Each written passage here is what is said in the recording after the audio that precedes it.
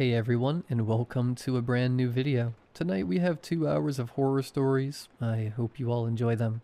If you do, please be sure to drop a like rating. Let's see if we can reach 1,000 likes. It only takes just a quick second to drop a like and it helps out the channel so much. Subscribing if you are new is also very much appreciated, as I do post content just like this all of the time.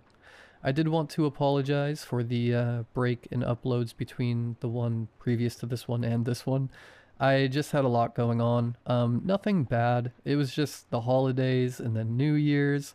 And then I had one of my childhood best friends fly out and visit me for a week, and we were just having a ton of fun. And I kind of wanted to put making videos on the back burner and just really appreciate my time with him. So everything is good, everything is fine. I should be back in the workflow, and we have an awesome lineup of stories for you all today. Anyways, sit back, do whatever it is that you do to relax, enjoy the 2 hours of uninterrupted horror stories right after the ad break after this intro. There won't be any more ad breaks after that one. And as always, I hope you all have a great night. I was on my 3rd beer in a local bar. She must have noticed me before I noticed her, because when my eyes fell on her, she was already looking my way. There was passion in her eyes. She wore a short black dress, and her crimson hair complemented her emerald-colored eyes.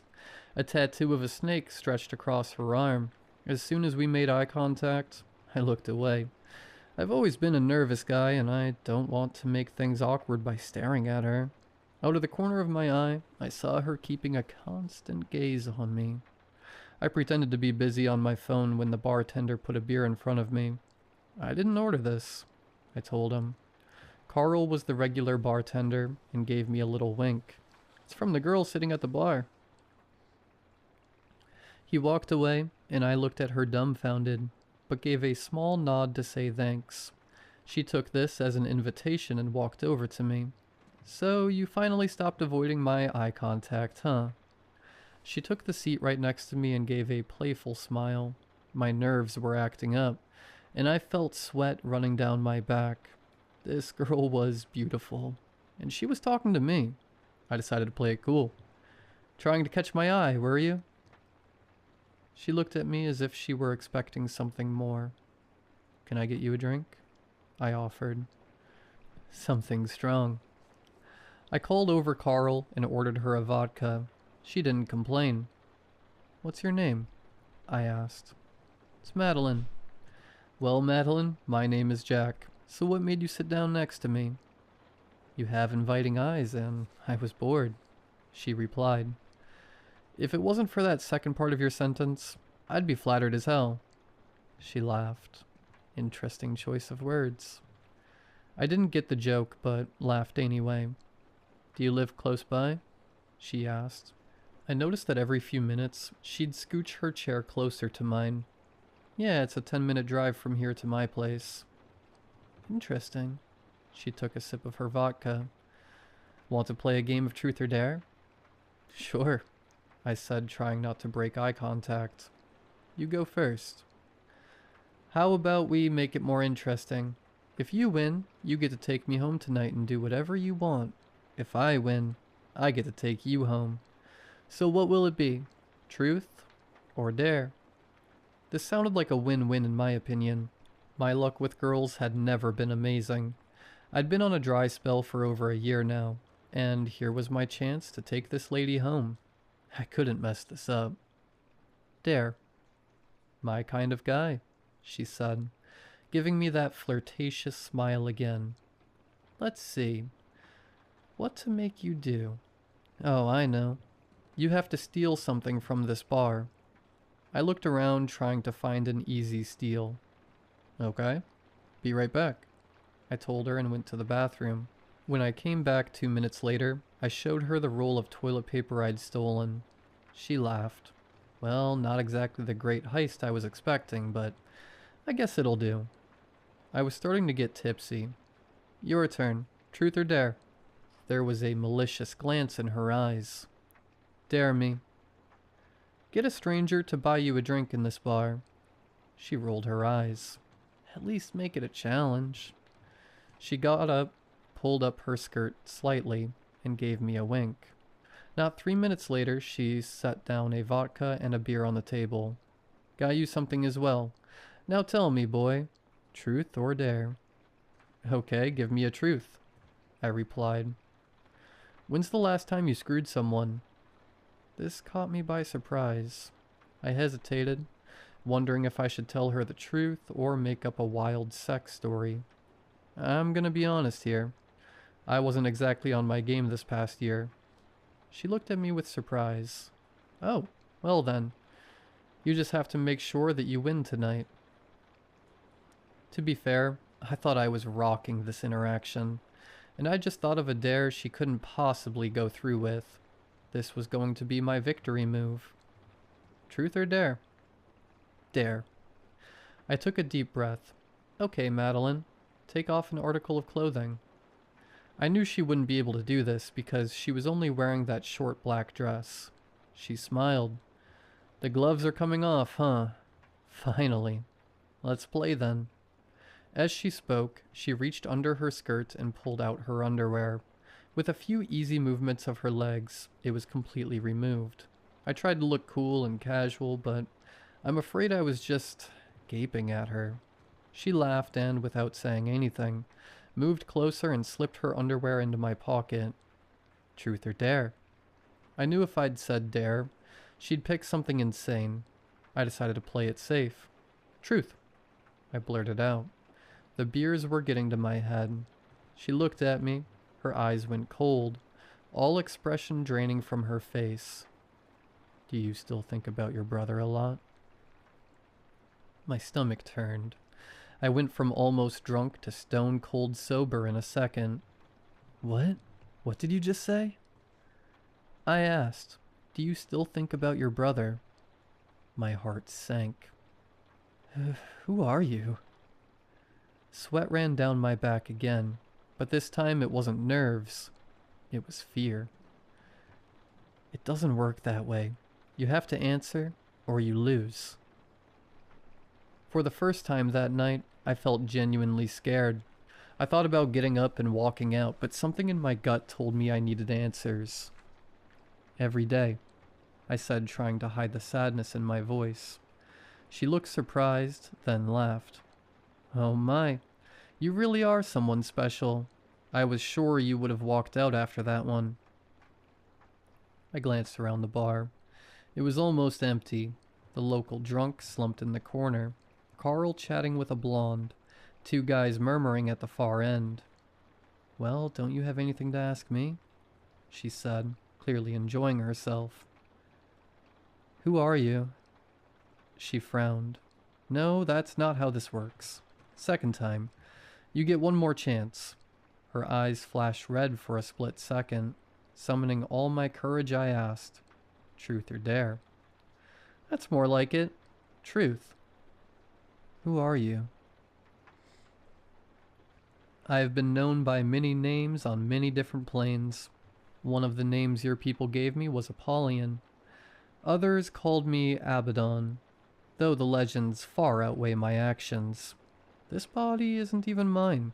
It belongs to someone who performed a ritual with her friends. Looking for cheap thrills, now she gets the privilege of being mine until I'm sick of her. She smiled sweetly, as if unaware of the weight of her words. I shook my head. This has to be some kind of sick joke. Truth or dare, Jack? She asked me. I chose truth. Do you believe what I'm telling you? No, this is too much to believe. Her only response was a faint smile. I felt trapped. Walking away crossed my mind, but fear kept me seated. She couldn't have known about my brother. He'd died over 7 years ago, before we moved states. Still, I kept playing. Truth or dare? Dare. Go away and leave me alone. She laughed. That's not how this works. Leaving is a forfeit, but I'll be kind and give you one more chance. We can't dare each other to go away, or to kill ourselves. Now give me a dare. Fine. Prove to me you are who you say you are. She smiled. That I can do. She grabbed my hand, and images flew through my mind. I immediately knew she wasn't human. God, the things she made me see. I stood in an unfamiliar landscape with black fire burning everywhere. There were things walking around that couldn't have been real. Giant monstrosities with 2 snake-like heads and 6 legs. Almost humanoid creatures that must have been 4 meters long, with bat-like wings on their backs. It was painful to my eyes and sanity just to look at them. An eclipse loomed high in the sky. In the far distance stood enormous mountains. At least, that's what I thought, until those damned mountains started moving. At the center of it all was a pit. Thousands upon thousands of humans and other creatures lay inside it. I was shocked to see they were still alive. The sound of their screams and muffled moans were horrible, but the most awful thing of all, when I looked at those poor damned souls in that wretched pit, I saw his eyes. He was buried beneath others, and even after 7 years, I would never forget the eyes of my own brother. Jonathan was in that pit. I don't know what came over me, but suddenly my fear of that hell-like world faded away, and I ran toward the pit. I saw his eyes widen in response. I was getting him out.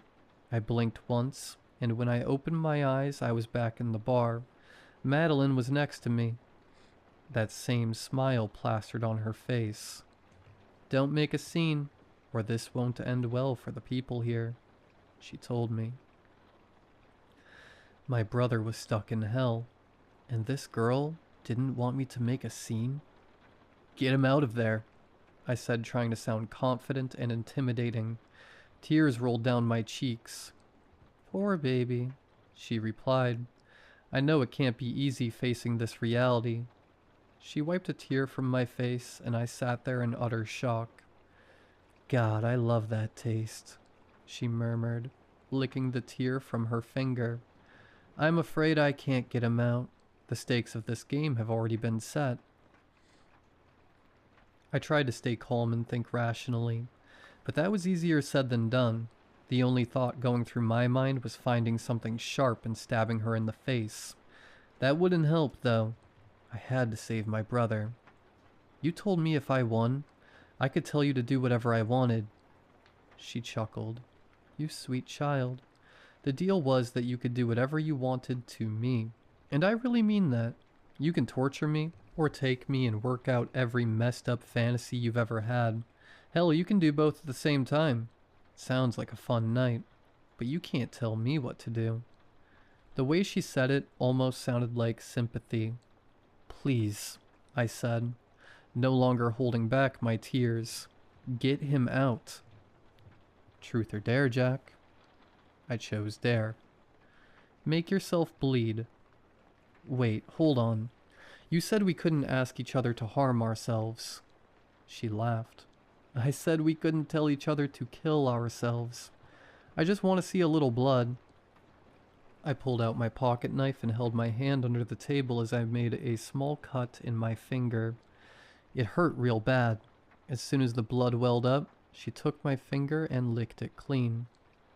"Do you like that?" she asked, licking the last of the blood from her lips. I didn't.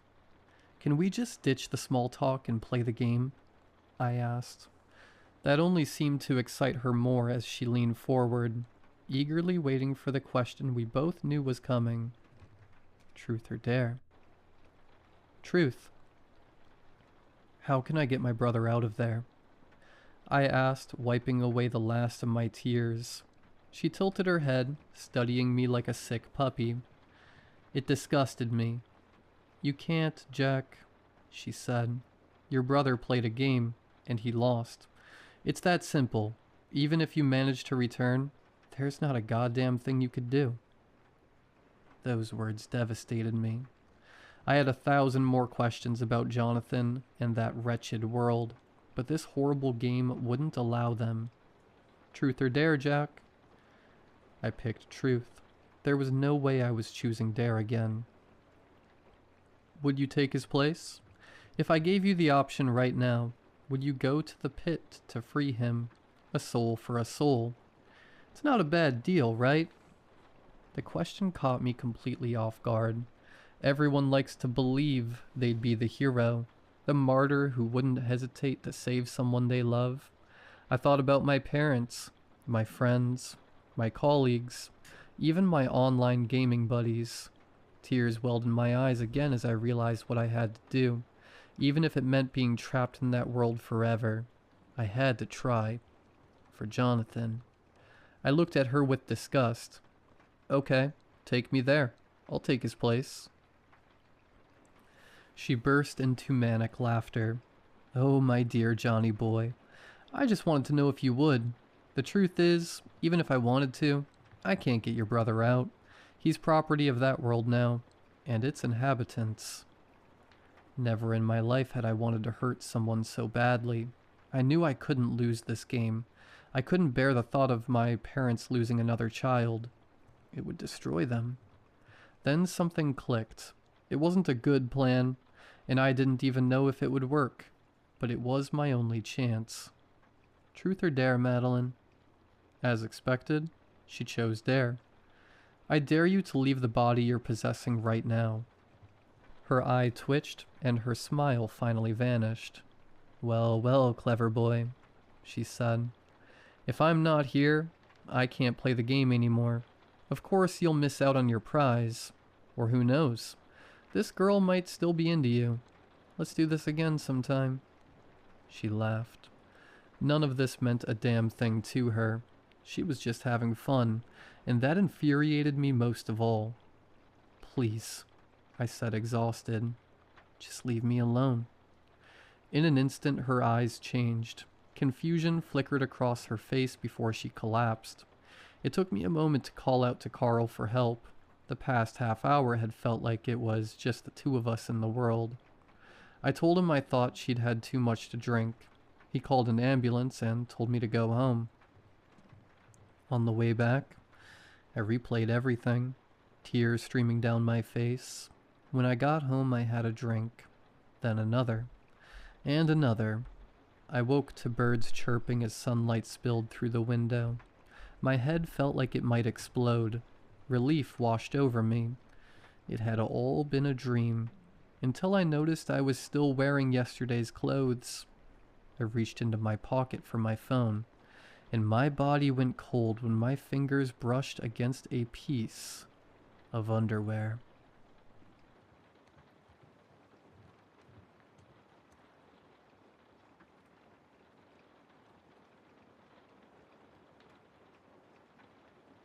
I still have the playlist we made on my phone. It is mostly trash 2000s pop and some indie bands she found on TikTok.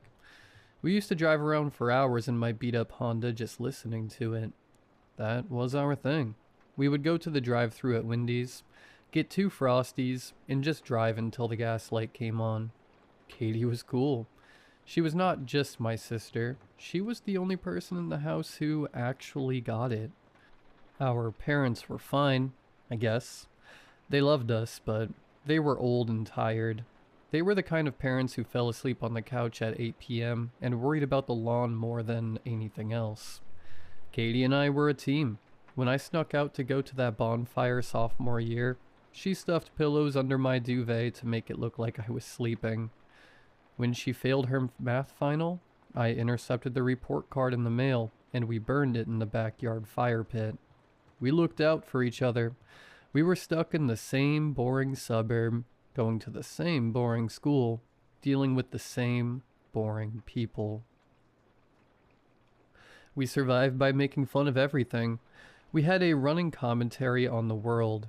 If we saw someone wearing a weird hat, we would look at each other and just know what the other was thinking. We didn't even have to say it. That is why what I did makes no sense. I look back at it now and I try to find a reason. I try to find some deep, dark anger or some hidden resentment. People always want a reason. The therapists I talk to now, they always dig for some childhood trauma or some sibling rivalry.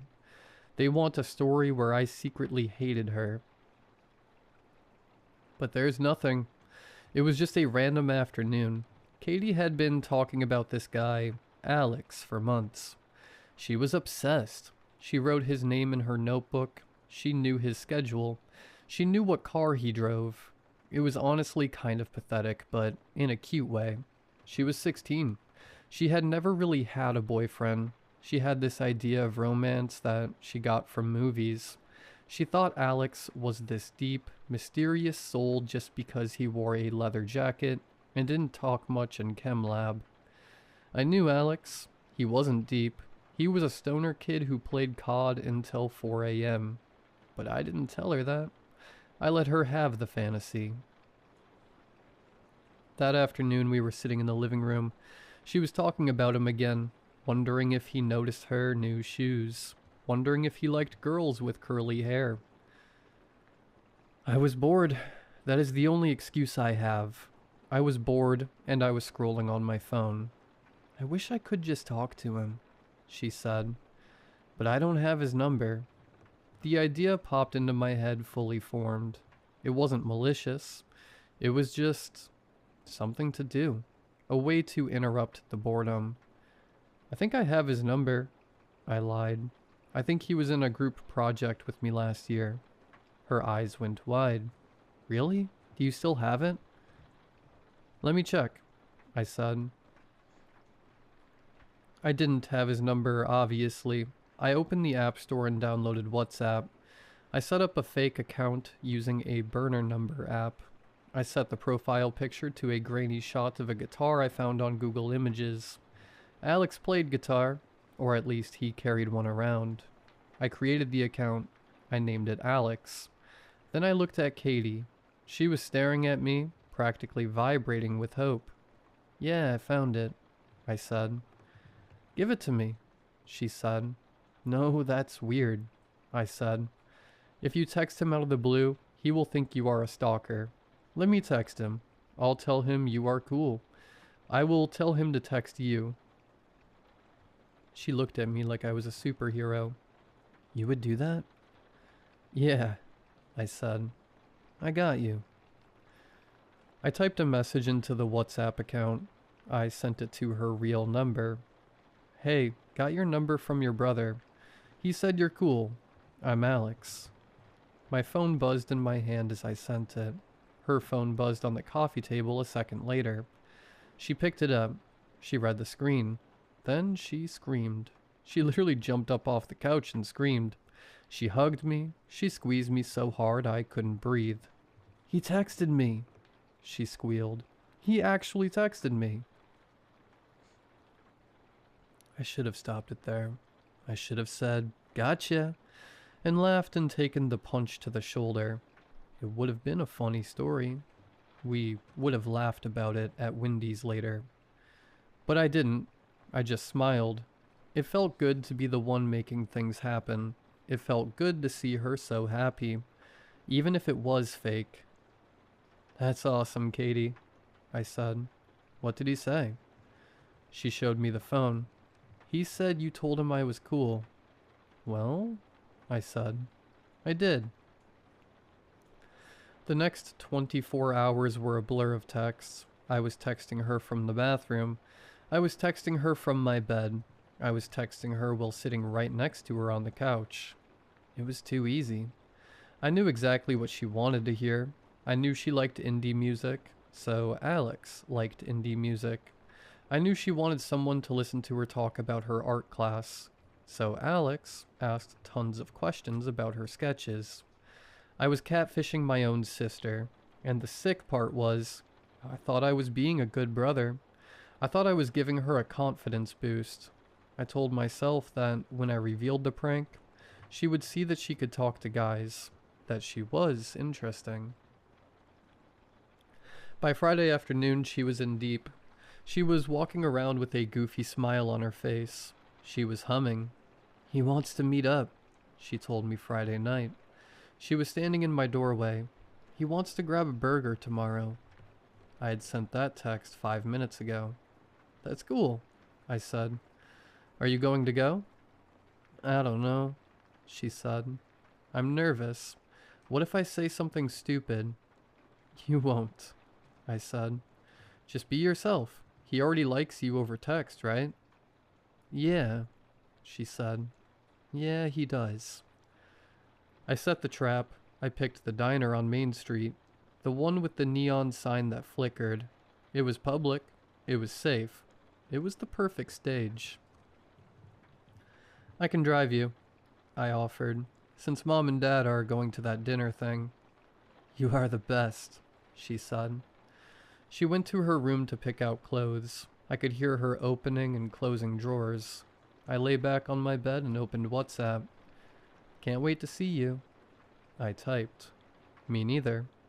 She replied instantly. I laughed.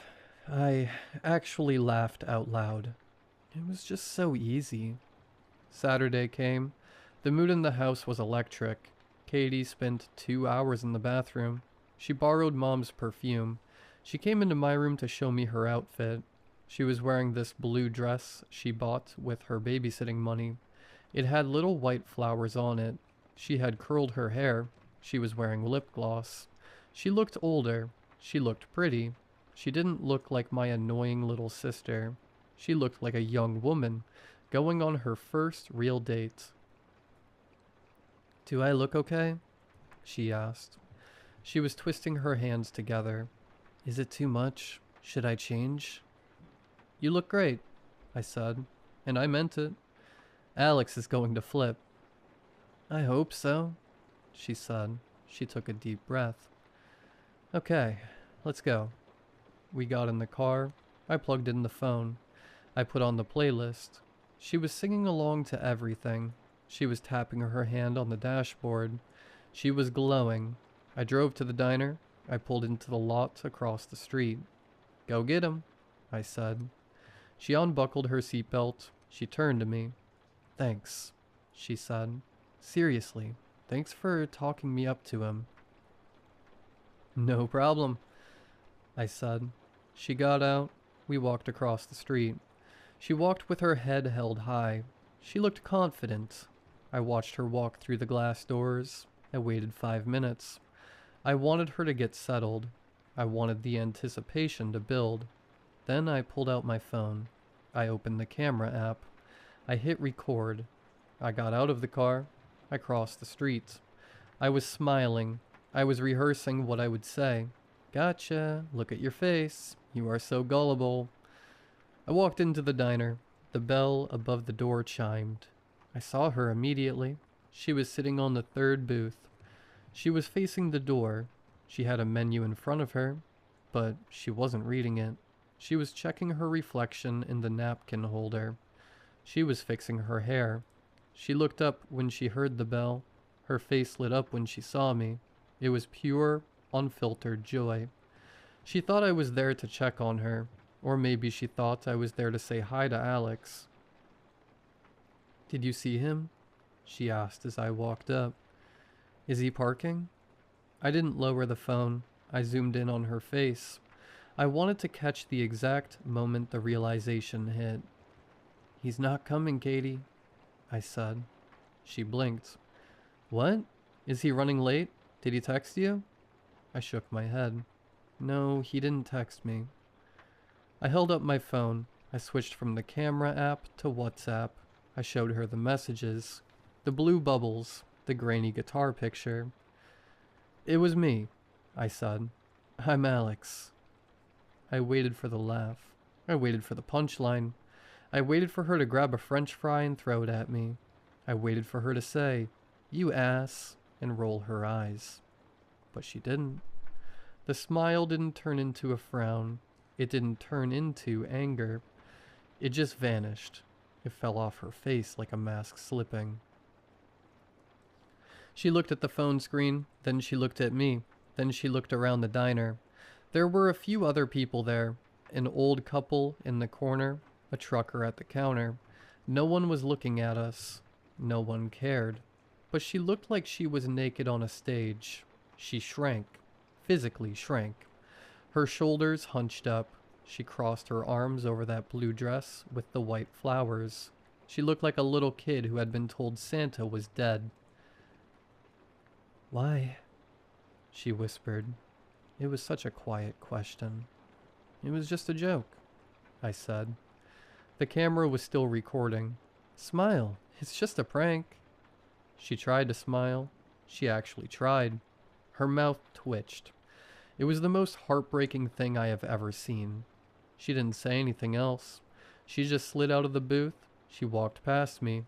She walked out the door. I followed her. Katie, come on. Don't be dramatic. She got into the car. She stared out the window. I got in the driver's side. I was annoyed now. I felt like she was ruining the bit. I felt like she was being a bad sport. It was funny, I said as I started the car. You fell for it so hard. She didn't answer. She didn't put her seatbelt on. She just stared at the passing streetlights. I drove home in silence. The playlist was still playing, but she wasn't singing anymore. When we got home, I uploaded the video. I captioned it. She actually fell for it. I tagged a few of our friends. I wanted validation. I wanted people to tell me it was funny so I didn't have to feel the weird knot forming in my stomach. Katie went straight to her room. I heard the lock click. I went to my room. I refreshed the feed. The likes were rolling in. The comments were starting. LMAO, look at her face. That is brutal. Bro, you are evil.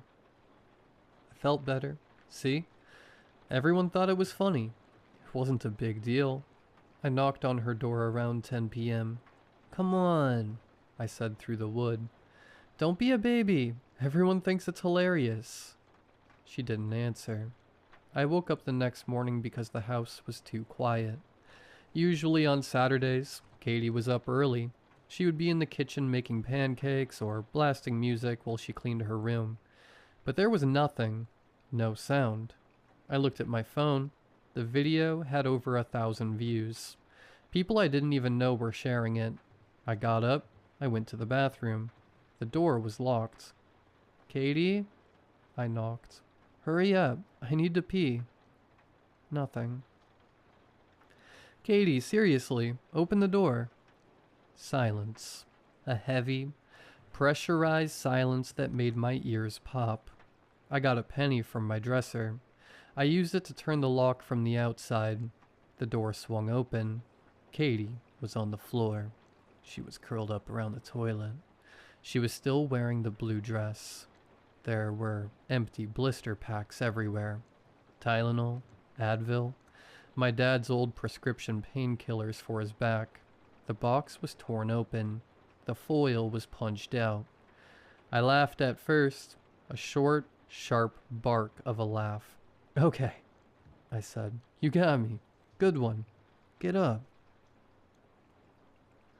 I nudged her leg with my foot. She didn't move. She was heavy, stiff. I knelt down. I touched her arm. It was cold. Not cool from the tile. Cold. Deep. Radiating cold.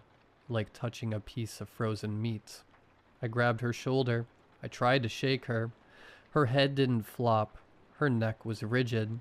Her jaw was clamped shut. Her eyes were open, staring at the porcelain of the toilet bowl. They were cloudy. I don't remember screaming, but I must have, because my mom was suddenly there. Then my dad. My mom made a sound I didn't know a human could make. It wasn't a scream. It was a raw, animal howl. She fell to her knees. She tried to pull Katie up, but the rigor mortis had set in. Katie was frozen in that curled up shape. The paramedics came. Moving her was the worst part, because she was stiff. They couldn't just put her on the stretcher. They had to maneuver her down the narrow hallway. They had to tilt her to get her through the door frame. It felt disrespectful. It felt like they were moving a mannequin, not a person. I stood at the top of the stairs and watched. I had killed my sister. I had killed her for likes. I had killed her because I was bored. The house died that day. My parents stopped speaking. They stopped eating. They moved through the rooms like ghosts, avoiding eye contact with me. They didn't blame me out loud. The police ruled it a suicide, a tragedy, an impulsive act by a teenager. But they knew, and I knew. The video was gone. I deleted it that afternoon, but it was too late. People had seen it. People knew. The funeral was 3 days later. It was an open casket. I wish it hadn't been. By then, the stiffness had passed. She looked soft. Too soft. The mortician had used too much makeup to cover the gray. Her cheeks were too pink. Her lips were a weird, waxy orange. It didn't look like Katie. It looked like a doll that someone had melted and tried to reshape. I stood by the casket and tried to cry, but I couldn't. I just felt empty. I felt like there was a hole in my chest where my heart used to be. After the funeral, the silence took over. It wasn't peaceful. It was heavy. It felt like the air in the house was made of lead. I stopped sleeping. I couldn't close my eyes without seeing her face in the diner. I missed her. I missed the car rides. I missed the playlist. I missed my teammates. I missed the only person who understood me. I started spending my nights sitting in the hallway outside her room. I couldn't go in. I couldn't look at the empty bed, so I just sat against the wall and stared at the door. That is when the sound started. It began 3 weeks after she went into the ground. I was dozing off, my head resting on my knees. Ding. My head snapped up. It was the specific, tritone chime of a WhatsApp notification. I checked my phone. It was silent. Ding. It came from inside her room. My heart began to beat like a drum. I knew her phone was in the evidence box at the police station. I knew the room was empty, but the sound was there, clear as day. I stood up. My legs were numb. I reached for the doorknob. I opened the door. Her room smelled like dust and that cloying, floral perfume she had worn that night. The bed was made. The desk was clear. Ding. The sound wasn't coming from a device. It was coming from the corner of the room, from the shadows between the wardrobe and the wall. Katie? I whispered. The shadow moved. It didn't look like a ghost. It didn't look like her. It looked like a smudge on a camera lens.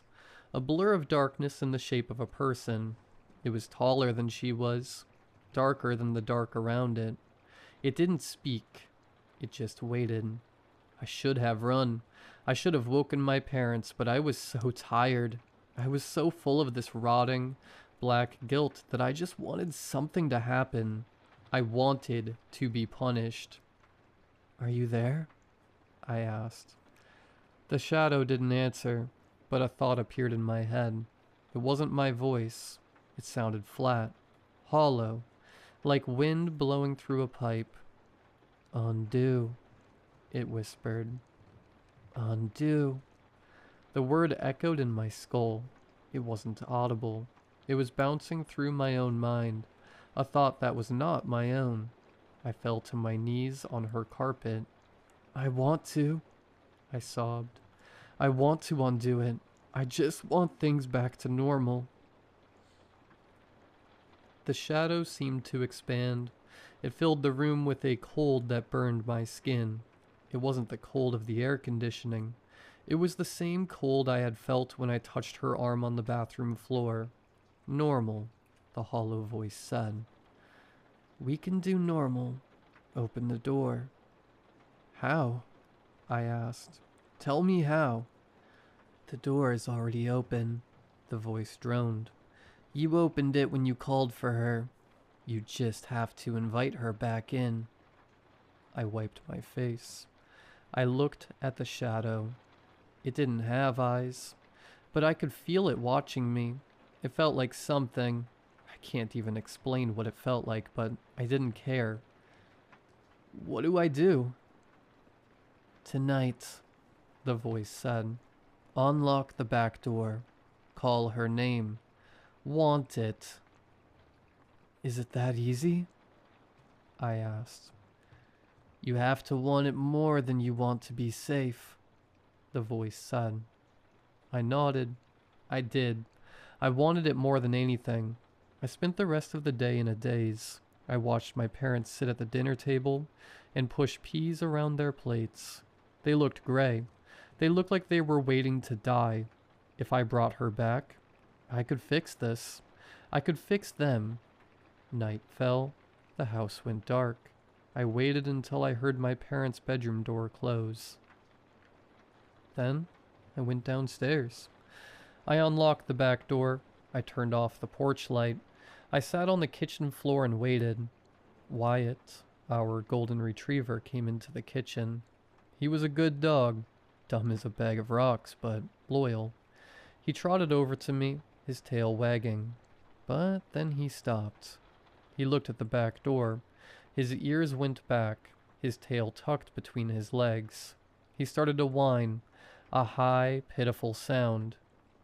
"It is okay, Wyatt," I whispered. "She's coming home." Wyatt didn't look at me. He backed away. He kept backing up until he hit the cabinets. Then he bolted into the living room. I heard his claws scrambling on the hardwood. I sat alone in the dark. Around 3 a.m. I heard it. Knock, knock, knock. It wasn't a hand. It sounded hard, like bone hitting wood. I scrambled up. My hands were shaking so bad I could barely grip the handle. I threw the door open. The backyard was pitch black. It was raining, a cold, steady drizzle. Katie was standing on the patio. She looked small. She was wearing a thick gray hoodie I recognized. It was my old one. She had the hood pulled up tight. She had a wool scarf wrapped around the lower half of her face. She was wearing gloves.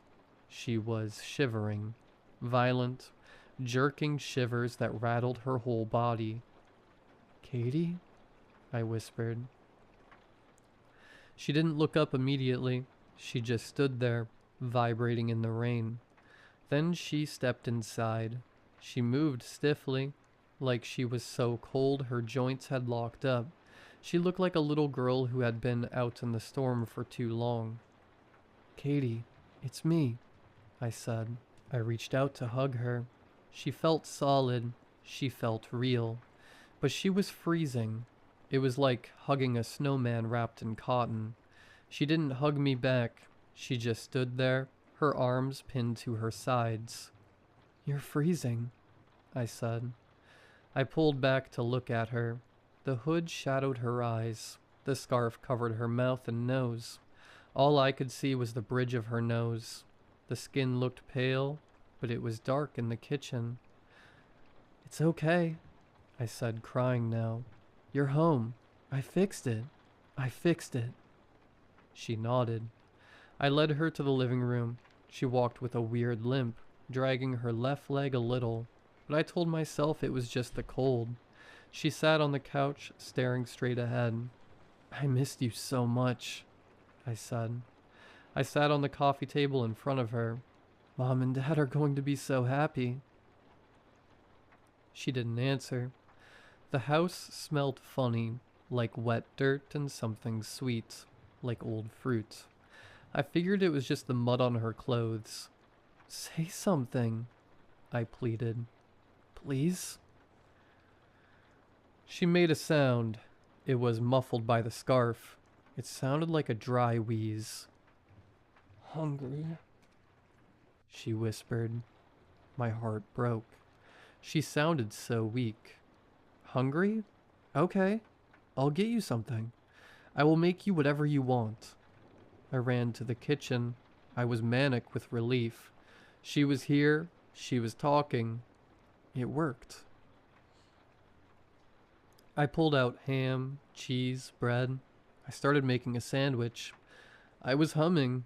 I was actually humming. Then I realized something. It was quiet. Wyatt usually came running when he heard the cheese wrapper. He was obsessed with cheese.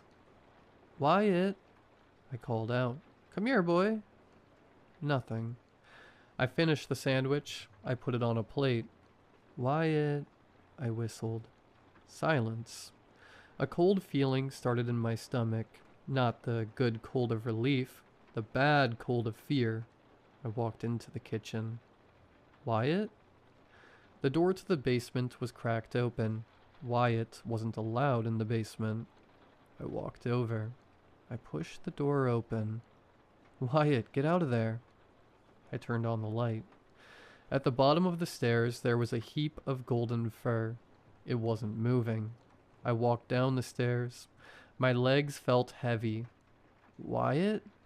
I got to the bottom step. It was Wyatt, but he was... Something wasn't right. He was torn open. His stomach was gone. His ribs were cracked open like a wishbone. There was blood everywhere. It was pooled on the concrete. It wasn't an accident. Something had done this. Something strong. I heard a creak on the stairs behind me. I spun around.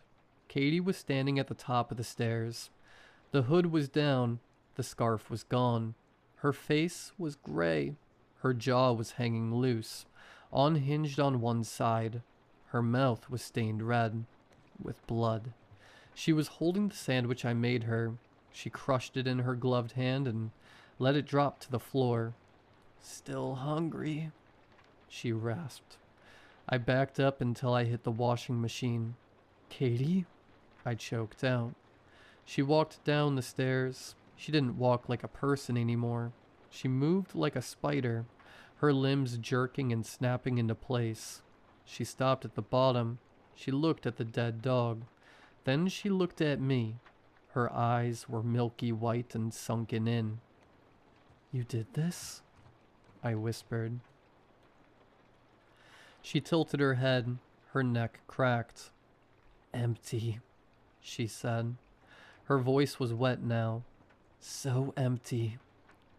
What are you? I screamed. Your sister, she said, but the way that she said it was wrong.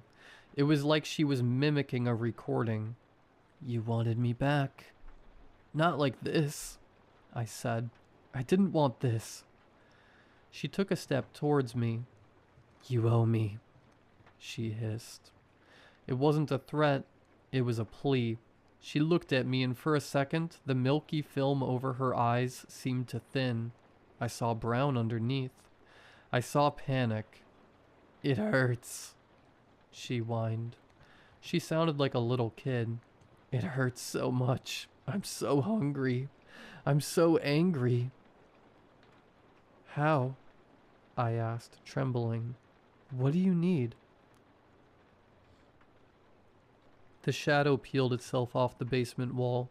It stood next to her, tall and jagged. She needs the source, the voice droned. She is running on fumes. She needs the fuel that burned her out. Me? I asked. Katie nodded. She reached out a hand. The glove had fallen off. Her fingers were gray and withered. Please, she whispered. Let me eat. Then I will be whole. Then I will be Katie again. I looked at her. I looked at the dog. If you eat me, I said, you will kill me. Yes, she said. Exchange. A life for a life. You took mine. Give it back. She stepped closer. I could smell death on her breath. I can't be like this, she cried. It's cold. It's dark. Please, brother, help me. She was using my guilt. She was reaching right into my chest and squeezing my heart. She knew exactly what to say. If I let you, I said, will you remember? She paused. She licked the blood off her lip. Yes. I looked at her. Really looked at her. If I let her eat me, I wasn't saving her. I was cursing her. I was forcing her to live with the memory of tearing her brother apart. I was turning her into a monster forever.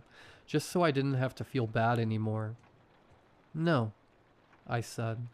Her face twisted. The sadness vanished. The hunger snapped back into place.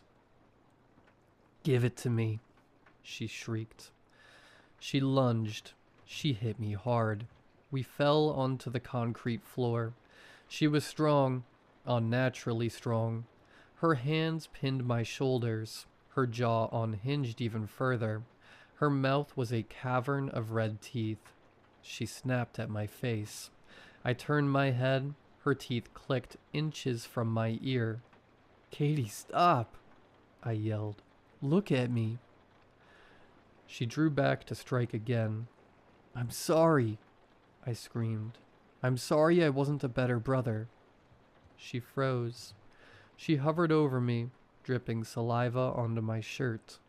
She looked down at me. The hunger flickered. The brown eyes came back. She looked at where her hands were pinning me down. She looked at the dead dog in the corner. She realized what she was. She rolled off me. She scrambled into the corner away from me. She curled into a ball, hiding her face. Make it stop, she sobbed. Please make it stop. The shadow hissed. Do not listen to her. Feed her. No, I said. I stood up. I looked around. My dad's old tool bench was next to the dryer. I grabbed a long screwdriver. It was rusty, but the tip was sharp. I walked over to Katie. She looked up. She saw the screwdriver. She didn't run. She didn't fight. She uncurled her legs. She opened her arms. She exposed her chest. Do it, she wheezed. I fell to my knees in front of her. The smell of rot and dog blood was overwhelming. I love you, I said. I tried. I really tried. I whimpered out with tears rolling down my cheeks. I know, she whispered. Her voice was clear. No rasp, no hunger, just Katie. It is okay. I put the tip of the screwdriver against her chest. I pushed. It was hard. Her skin was like leather. I had to use both hands. I had to put my weight into it. She gasped. Her back arched. Her hands grabbed my arms, but she didn't push me away. She pulled me closer. Thank you, she breathed. Then she went heavy. The tension left her body. She slumped against me. The shadow screamed. It was a sound like a siren dying. Then the basement light flickered, and the room was empty. I sat there on the cold concrete, holding my sister's body, waiting for the sirens. That was 3 years ago. I spent 2 of those years in a state facility. The doctors called it a psychotic break. They said I dug her up to say goodbye. They said I killed Wyatt because I couldn't tell the difference between life and death anymore. I let them believe it. I took the pills. I nodded when they talked about processing grief. It was easier than trying to explain the shadow man in the basement. I've been out for over a year now. I live in a different state. I have a job stocking shelves at a grocery store on the night shift. It's quiet. I like the quiet. My parents don't talk to me. I don't blame them. To them, I'm just the monster who dug up their daughter. I'm writing this because I need to ask a question. I need to know if I'm the only one. That shadow? I don't know what it was. It wasn't a ghost. It wasn't Katie. It was just something bad. It didn't leave because I won. I didn't win anything. It left because the show was over. It got what it wanted. It wanted to see how far I would go. But where did it go? I look at people now. I see the tired lady buying frozen dinners at 3 a.m. I see the guy sitting in his car in the parking lot, just staring at the steering wheel. Everyone has something they regret. Everyone has a moment they want to undo. I wonder if it's watching them too. I wonder if it's standing in the corner of your room right now, waiting for you to get desperate enough to open the door. If you are reading this, and you have a heavy heart, if you hear a voice that sounds like your own thoughts offering you a way to fix things, don't listen. Just live with the guilt. It sucks, and it's heavy, but at least it's yours. At least it doesn't eat you.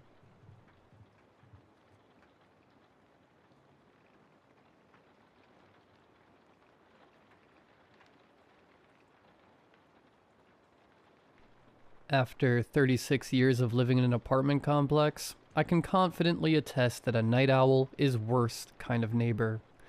Being as lucky as I am, I had one of those moving into the apartment right above mine at the start of October. It was a lady who seemed to have an endless supply of worldly goods that all needed to be put into place the moment she moved in. Every single evening, at 9 p.m. exactly, she would start either hammering away, drilling the walls, or pushing furniture across her floor, always managing to reach the noise level of an angry bull in heat. I have always had quite sensitive ears.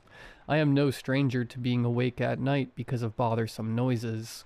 There is always noise in the city, whether from drunkards singing at the top of their lungs or nocturnal critters running amok in the streets. Trust me, the sheer number of times I've been woken up by a possum knocking over a trash can outside my window is ridiculous. The thing is, these disturbances would always be occasional and brief. Whenever they occurred, I could easily fall back asleep afterwards. But ever since the day that lady moved in, the night has been filled with constant sounds of her mayhem. The cacophony upstairs would go on every evening for about 3 to 4 days in a row. Then, at some point, I would hear a large thudding sound, indicating that she had brought out yet another box full of stuff that needed to be set up. This routine sent me into a hellish cycle of exhaustion. I would fall asleep late and wake up exhausted in the morning. I would then have to drown myself in coffee and go to work, hoping that I could get some sleep later in the evening. Don't tell me that I just should have confronted her. I didn't want her to think that I was just some cranky old man. Besides, I don't like confronting people. I have always felt awful whenever I've had to reprimand someone. I also didn't know her name, which I felt would have made the interaction even more unbearable. I just sat on my couch, waiting for the commotion to stop. Suddenly, 3 weeks had passed, and she showed no signs of being finished unpacking. The seeds of chaos were planted as the clock struck 9 p.m. on an unusually hot evening late into October. An evening so hot that I had to have my windows open to be comfortable. The lady upstairs started toiling away, following her usual schedule. It was just as loud as all the other days. I twisted and turned in my bed, trying to cover my ears with my pillow as I had done so many nights before. But this night was different. The heat mixed with my drowsiness and the sounds from upstairs all compiled into a thundering migraine. It felt as if my brain was swelling, trying to crack my head open and run away to escape the noise. I couldn't take it any longer. I sat up in my bed, inhaled all the air that could fit into my lungs, and yelled, "Quiet!" My yelling was followed by a large thud from upstairs. She had just started unpacking another box. I thought to myself, I couldn't believe it. She had to have heard me. My yelling was so loud that they probably heard me all the way up on the 5th floor. I stared at the ceiling, awaiting the sounds of the troublemaker and her orchestra from hell. I waited, and then I waited some more. More time passed, but there were no more sounds coming from upstairs. Maybe she did hear me. Maybe she was finally being respectful. I felt my headache subside as I lay back down.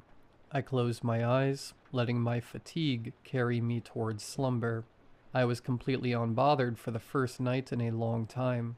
I rose with the sun several hours later, and I didn't have to chug half a liter of coffee to stay awake. I went to work with a smile on my face and a good feeling in my body. Everything was easier. I was happier. It was paradise compared to before. I came home that evening, hoping that the night before wasn't an exception. If only I had been that lucky. After the sun had gone down, there was activity in the upstairs apartment again. This time, though, the sounds were a bit different. All I could hear was bump, bump, bump, repeating over and over again. I couldn't place the sound. It didn't come from any tool that I knew of.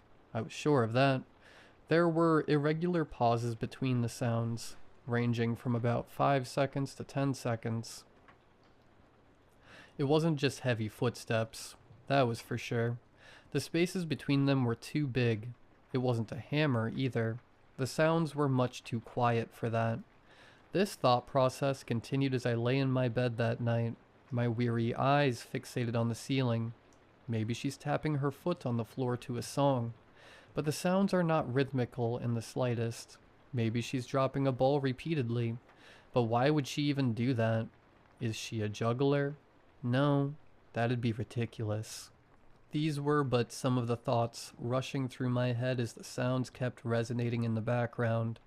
It was beyond the midnight hours before I fell asleep that night. When I woke up in the morning, the noises had stopped. I assumed that she had just started working on her apartment again. Throughout the whole day, at my work and when I went home, I silently prayed that I wouldn't hear those sounds from her apartment again. Even though they were less noisy than normal, there was something about not being able to identify them that just made them much more annoying. To my dismay, however, the noises had begun anew by the rising of the moon. Bump, bump, bump. Lying in my bed that night, I was gritting my teeth out of sheer annoyance. I covered my head with my pillow again, but it was no use.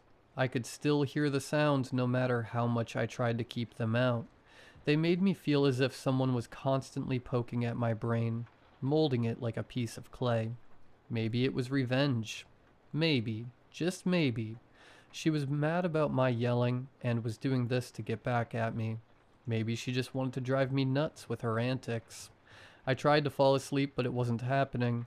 The sounds from upstairs echoed in my head, much louder than any of the sounds that had been there in the weeks before. It was pure agony. My heart skipped a beat as my phone started ringing. I cautiously picked it up, wondering who was calling in the middle of the night. "Hello?" I mumbled. "Peterson, where are you, man? We've been waiting for you for like 45 minutes. "Oh, hello, sir. I'm sorry, but my shift doesn't start till..." I looked towards my window. The rays of sunlight had already broken through and cast light onto my floor. Sorry, sir. I'll be there in 15 minutes. I said as I got out of bed and hung up the phone. What followed was one of the worst days I've ever had in my life. I was a walking corpse, with only one thing on my mind. What were those sounds? I eventually got home and I didn't care about relaxing. Relaxation wasn't even on my mind. All I wanted to do, and all I did, was await the sounds. I sat on my couch, staring at the ceiling, and like clockwork, the commotion started back up late into the evening.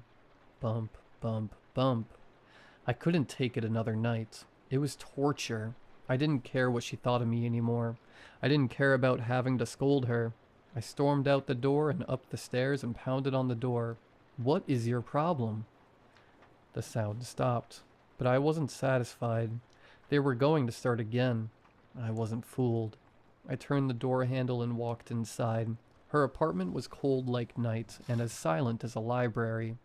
I walked into the living room, and that's where I found her. She was lying on her back at the foot of a small stepladder. She lay beside the corner of a wooden table. The corner was covered in a mixture of dried brown blood and long black hairs. On the side of her head was a crater of blood, hair, skull fragments, and brain matter. Both of her arms were mangled to the bone. A swarm of flies was nesting on her body. The windows in the living room stood open, taking in the autumn breeze and wafting away any smell of rot that should have been. As I stood there taking it all in, I heard some skittering. I stared in disbelief as a chubby little form crept out from one of the moving crates on the floor. where it had likely been hiding from all the noise I had made. It was a possum, currently unaware of my presence. It crawled over to the body and started gnawing at her hand. Every time the possum ripped off a piece of flesh, the hand was lifted into the air before subsequently dropping to the floor, producing a light bump.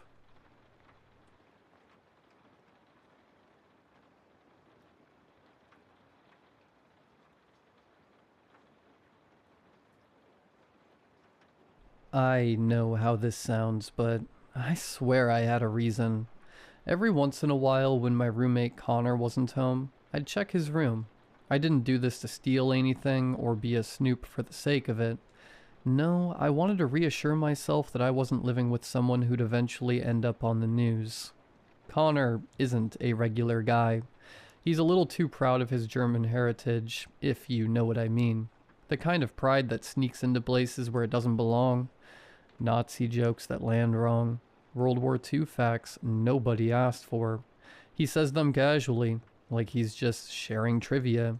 But he always watches your face afterward, always checking for judgment. To make matters worse, he's obsessed with guns and knives. He collects them, displays them, lines them up on his wall like achievements.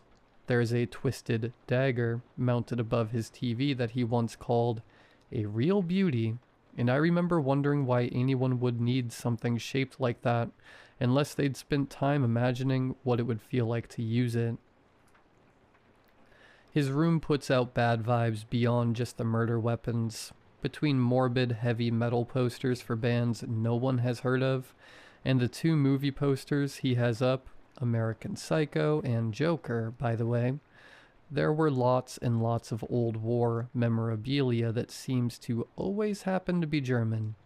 No old US Army helmets or Red Army Ushankas. He only had the stuff his favorites used. That included a World War II gas mask hanging on the wall, stiff and yellowed from prior use. He loved that thing and would wear it at night to freak me out. So yeah, I consider it my civic duty to search his room from time to time.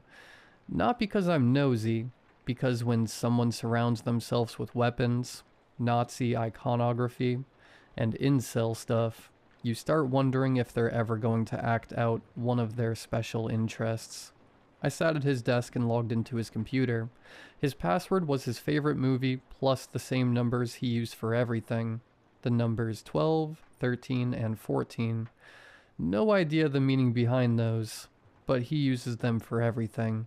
Usernames, gamer tags, passcodes. His overuse of them made guessing his password a lot easier, that's for sure.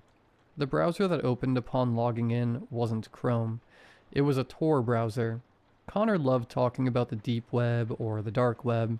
Always said it with a grin, like he knew something about it everyone else didn't. At first, it almost felt stupid. Drugs, weapons, things so blatant they felt fake. I even laughed at one site offering hired killers like it was an online food menu. It seemed my fears of Connor were unfounded. He was just using the dark web to cosplay being a criminal. None of this was real. I was about to get off when I noticed a message pop up on Connor's computer through the open door. A chat app I didn't recognize. The sender's name was just a single letter. X. Curiosity won. It always does. The messages assumed I was Connor. X joked with him about always working during the matinees. X even mocked him for being sloppy and not using his ghost. Whatever the hell that meant. When I replied pretending to be sick and home from work, the response came almost instantly. They sent a link. They called it a red room. I knew what that was, but I told myself it wasn't real. The FBI says they aren't, so I clicked anyway. The screen went dark, then bright red, like a theater curtain pulling back. The chat exploded with emojis, popcorn, eyes, smiley faces. It was like a demented Twitch chat. Then the stream started. There was a young woman on screen tied up and terrified. The first bid was for her to get one of her fingers cut off and fed to her. I laughed at first. I actually laughed, thinking it was all BS. But then a man in a hockey mask stepped into frame with a knife not all that dissimilar to the ones Connor had hanging on his wall. The man in the hockey mask cut her finger off like it was a piece of meat at the deli. As she screamed, he shoved it down her throat and she vomited it back out. So he tried to feed it to her again, but this time she kept her mouth shut. So he grabbed her by the nose and squeezed until it started gushing blood. That got her to scream again, and after 3 of the worst minutes of my life, the man in the hockey mask got her to eat the finger. I won't repeat the other bids. I won't repeat what people were asking to be done to her, or how casually they typed it. I just remember realizing, in a cold, quiet moment, that Connor had more points saved up than I'd seen spent so far, and people were spending a lot. I muted the audio and nearly threw up. I ran to my laptop and considered calling the police, but I doubted that would be any good. They'd think I was making this up. So instead I tried reporting the site through the FBI's Cybercrimes Division. When I went back to Connor's room to grab the pertinent site information, a private message popped up. "I wouldn't do that," X said. I tried to ignore it until X added, "Ed, that's my name." I considered what to do next. How could X know it was me and not Connor? How does he even know who I am? Did Connor tell them about me? "Do what?" I replied, curiosity getting the better of me. "Report the site like you're trying to do right now.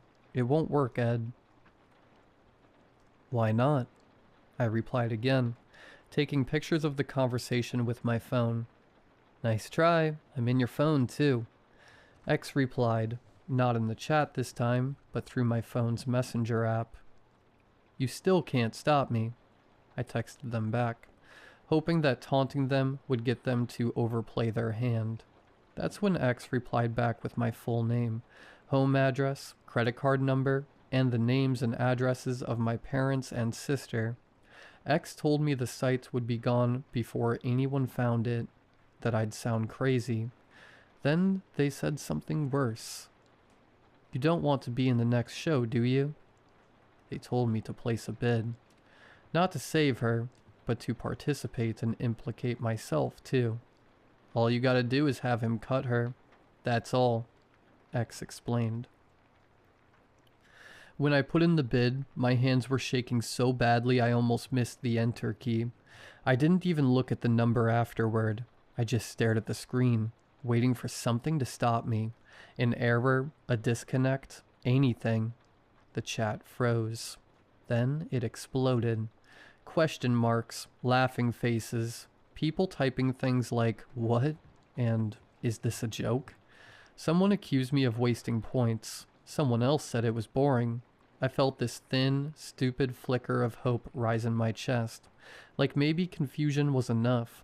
Like maybe nonsense could derail this death machine. On the stream, the man in the hockey mask tilted his head. He looked genuinely curious. He set the knife down. I didn't breathe until I saw his hand come back into frame holding an electric razor. The sound was what broke me. That low, mechanical buzz cutting through the silence. The girl started crying immediately, like she already knew what was coming.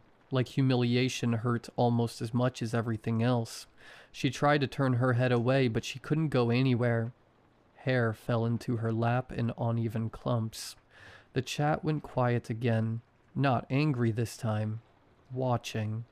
I felt sick, but I also felt something worse. Relief. A coward's relief. I told myself I'd done something, that I'd changed the outcome, that this was better. Then the applause started. Clapping emojis. Fire. People calling it bold. Avant-garde. Someone typed that it was poetic. That stripping her identity was more interesting than hurting her body. I wanted to scream at them that they were all insane, that this wasn't art, that this wasn't even mercy. It was a thin attempt to appease X without it weighing too heavy on my conscience. A private message popped up. Well done. Before I could even process that, another bid appeared. Bigger than mine. Bigger than anything I'd seen all night. The man in the mask stepped back so the camera could see her clearly. Her ruined hair, her shaking shoulders, her empty, exhausted eyes. He grabbed a machete.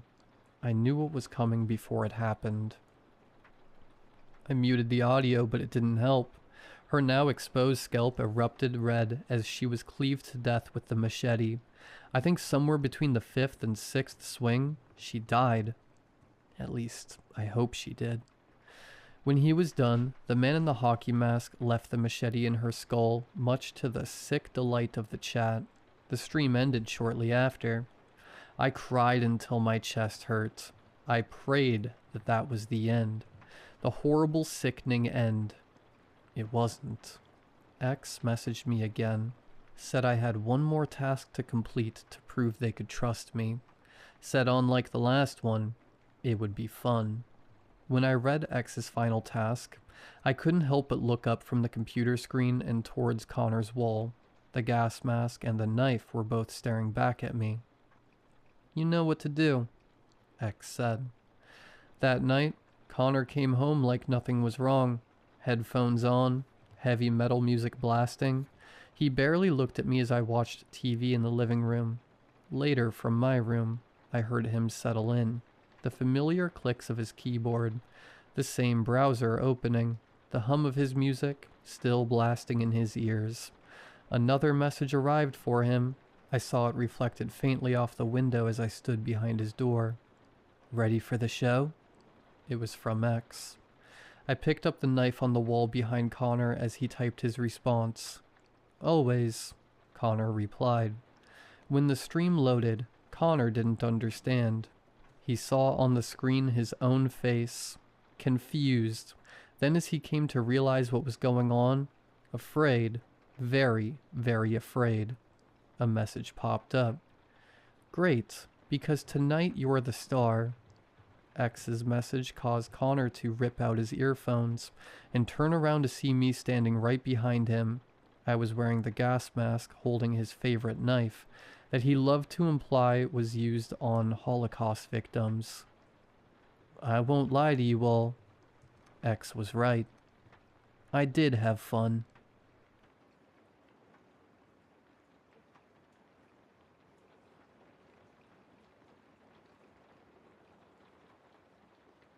I am writing this from a hospital waiting room with my hands wrapped like I tried to catch barbed wire on instinct. I went camping last weekend at a state park outside my town. That is what the reservation email said. Loop C. I still have the receipt. It is smeared from rain and sweat, but I can read enough of it. State park, camping fee, 1 night, vehicle fee, total $35. A reservation ID that means nothing to anyone except me. I am not asking you to believe in the paranormal. Something mechanical happened to me out there. Something you can buy, carry in a tote, and switch on. I camp alone a lot. I do it in the boring way. I tell my sister where I am. I park nose out. I lock food up. I do not hike off trail at night. I do not drink. I do not go looking for trouble. This time, I wanted one quiet night and a morning coffee that tastes like smoke. I got there around 4:40 p.m. The ranger in the booth tore my printed slip and gave me the usual talk about quiet hours and not leaving coolers unattended.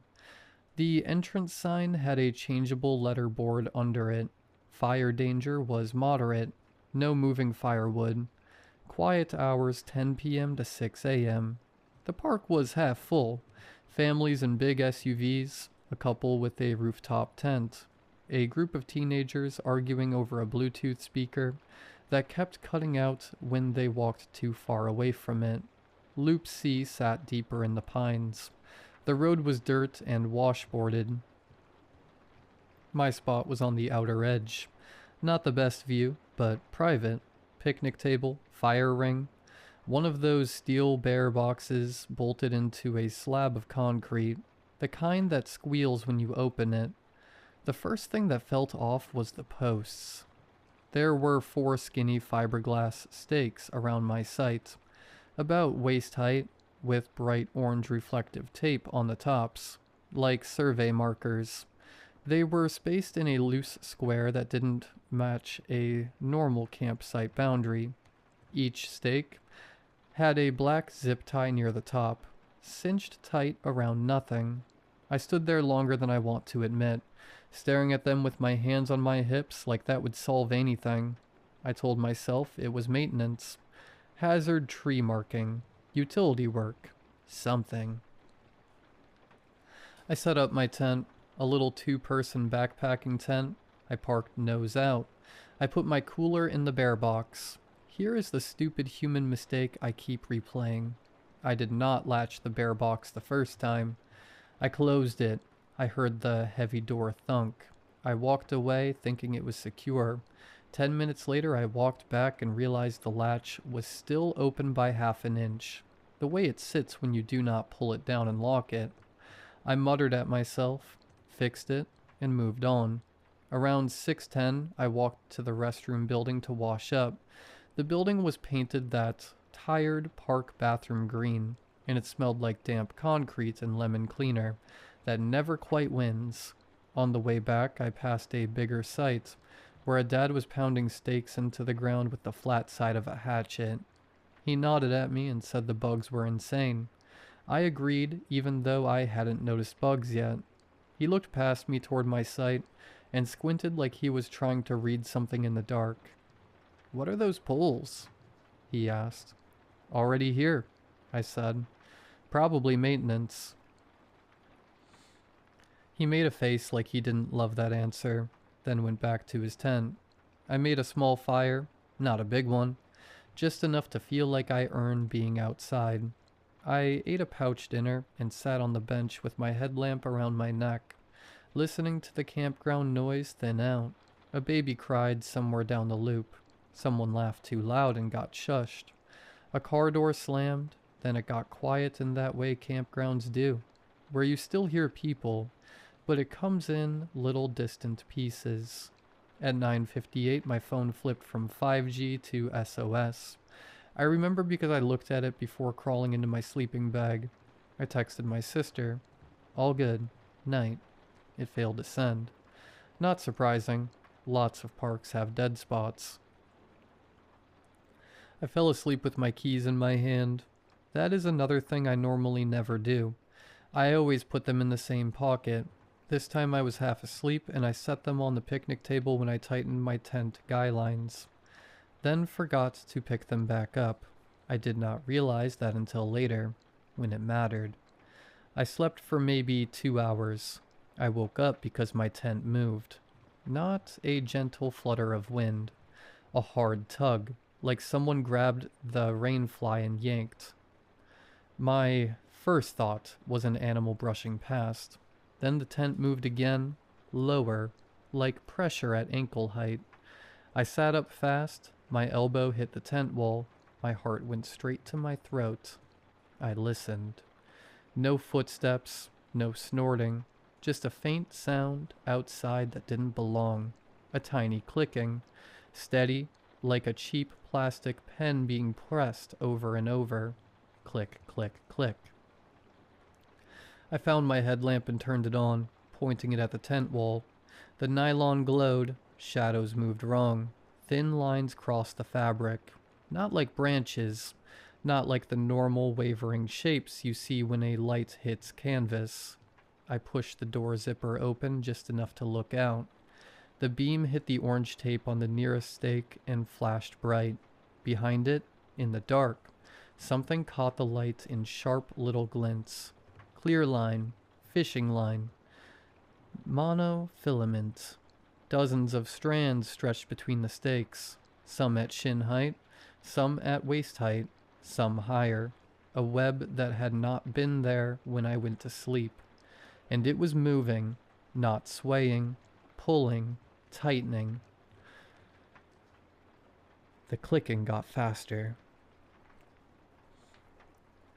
A line snapped tight across the front of my tent door, and the nylon creased around it like it was being cinched. The tent shifted an inch, then another. I crawled out on my hands and knees because standing felt like begging to get clotheslined.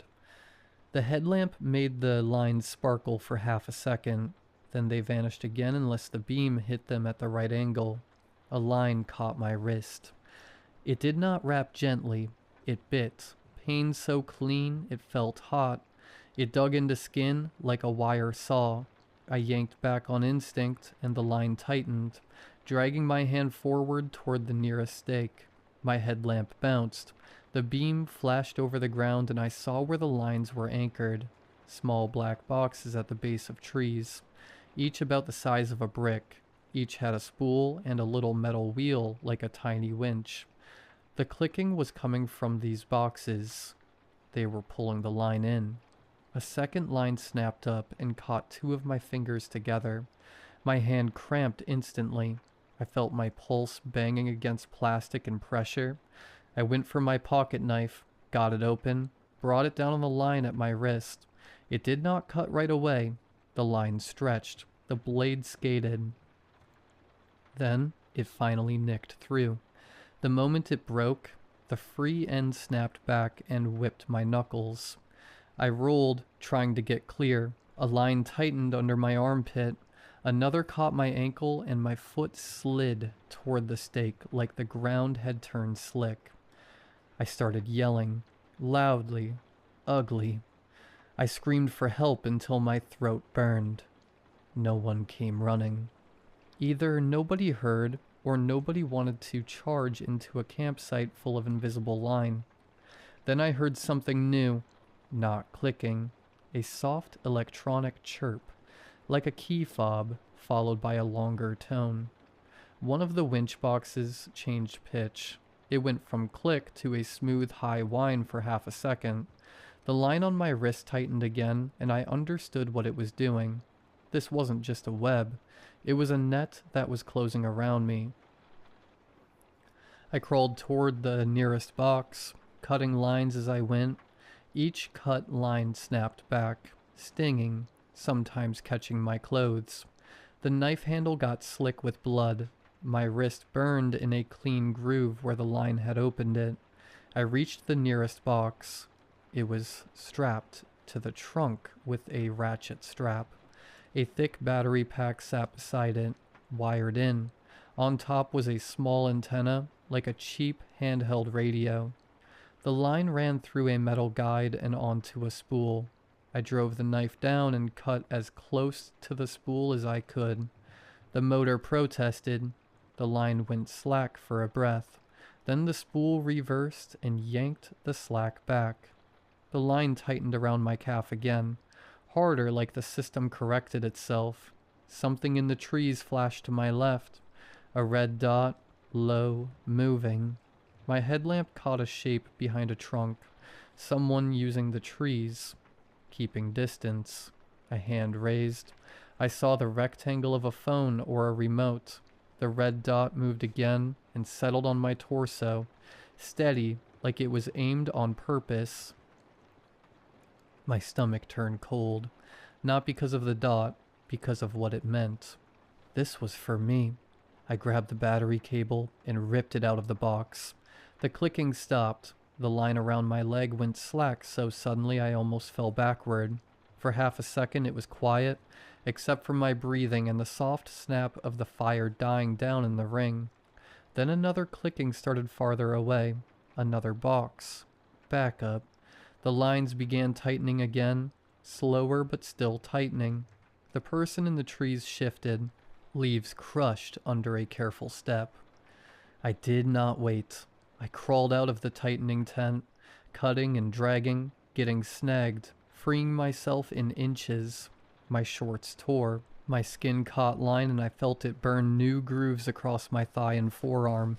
My headlamp bounced, turning the trees into quick flashes. I got to my car and reached for my keys. Nothing. My pocket was empty. My brain did this blank, stupid pause, like it tried to deny reality for a second. Then it hit me. Picnic table. The clicking sped up again. The net tightened again. I could feel it starting to catch my waist. I turned my headlamp toward the picnic table and saw them glinting there like a cruel joke. Right where I left them. I crawled to the table, grabbed them, and my wrist screamed when the line shifted against the cut. I got back to the car, hit on lock, and yanked the door open. A line snapped tight across my waist as I tried to get in. It caught on my belt and pulled me back hard enough that my head clipped the door frame. I screamed and cut at it. The knife finally sliced through. The tension snapped back into the trees. I fell into the seat, slammed the door, and locked it. Lines slapped the outside of the car. I heard them ping against the metal like cables flicking a drum. In my headlamp beam, I saw the stakes again, and my stomach dropped even more. There were more than 4 extra stakes beyond the campsite boundary, closer to the road, hidden in brush. The web reached toward the road like it expected me to run. I started the car and threw it into reverse. The tires spun on dirt. The car lurched and I felt a jolt. Then I hit something soft but strong. The hood dipped. The line stretched. For a second I thought the car would be held in place. Then the line snapped. The sound was sharp, multiplied, whip cracks. The hood shook. Something slapped the windshield and left a wet streak. I reversed hard and swung forward, aiming for the main road out of the loop. In my mirror, between trunks, I saw the person move. A silhouette, closer now. Reflective tape on their sleeves, orange like the stakes. They stepped toward my car and raised a hand. Not waving, pointing. My headlights swept the ground, and for a second I saw what they'd been standing near. A plastic tote half buried in needles. Lid cracked open, full of coiled clear line and more black boxes. Supplies. I hit the gas. On the way out, I laid on the horn until it sounded wrong. I wanted lights to come on. I wanted witnesses. Some did. Porch lights snapped on. A man stepped onto the road in socks, hands up like he did not know whether to stop me or ask what was wrong. I did not stop. I drove straight to the entrance booth. It was closed, dark, but there was an empty phone box by the gate. A small sign above it said to lift the receiver for emergencies and not to use it for reservations. My hands shook so badly I dropped the receiver once. I told the dispatcher someone had set wire traps in my campsite, and there were motors pulling them tight. I kept saying wire because fishing line sounded too stupid for what it had done. A sheriff's deputy arrived first, then a ranger in a separate vehicle. They took one look at my wrists and legs and told me to sit. They drove back to Loop C with lights on. I didn't go with them. I couldn't make myself. I sat under a buzzing light and watched moths slam into the plastic cover while my blood dripped onto the concrete. I remember thinking very clearly that the drip was too slow to be real, like my brain was watching it in someone else's body. When the ranger came back, his face looked different, like he'd aged 10 years on the drive. He did not tell me it was nothing. He did not tell me I imagined it. He said, "We found it." They found the stakes. They found the lines. They found multiple winch boxes, still strapped to trees, still working, still pulling the line, even after I'd ripped one battery loose. They found the tote. They did not find the person. At the hospital, they irrigated the cuts. They picked clear fragments out of my skin with tweezers. They gave me a tetanus shot. The doctor asked if I'd been attacked. I told him yes. He asked by what. I told him, a system. 2 days later I drove past that state park on my way to work just to prove to myself it existed. The sign is still there. The entrance still looks friendly. The little tourist board still advertises it like a peaceful place to unwind. Loop C is closed now. There is now signage zip-tied to the permanent posts. bright yellow, temporary. It says the area is closed due to utility work and not to enter Loop C. If I ever camp again and see skinny fiberglass stakes with reflective tape that do not make sense or zip ties around nothing, I won't assume it is maintenance. I won't sleep in that site. I won't step between those posts. And if I hear clicking in the dark that doesn't sound like an animal, I'm leaving. I'm doing it before the lines start moving.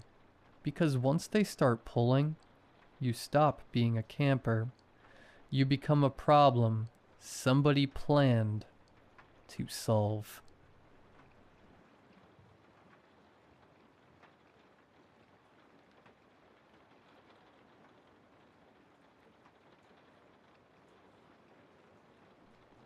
My grandfather died in our house on a winter night, and something came for him before the body was cold. We were all there when it happened. My wife, Margaret, my mother, my aunts and cousins.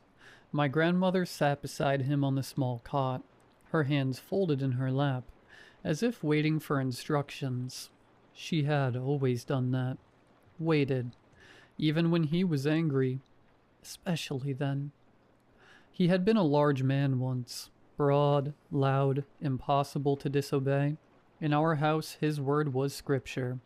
He had forbidden doctors, medicine, even prayers not spoken the proper way. When his breathing turned shallow and wet, no one argued. We were raised not to. The room changed long before he stopped breathing. Heavy, as if the walls were leaning in to listen. The fire burned hot, snapping and hissing. Outside, the fields were dark and pressed close to the windows. The house creaked and shifted with the wind, settling around us like a living thing. My grandmother never looked up. When he spoke his last words, they weren't blessings. They weren't apologies. He called her guilty. The clock struck once after that, though no hour was due. I remember it because it made my skin crawl. The sound lingered too long, like it didn't want to fade.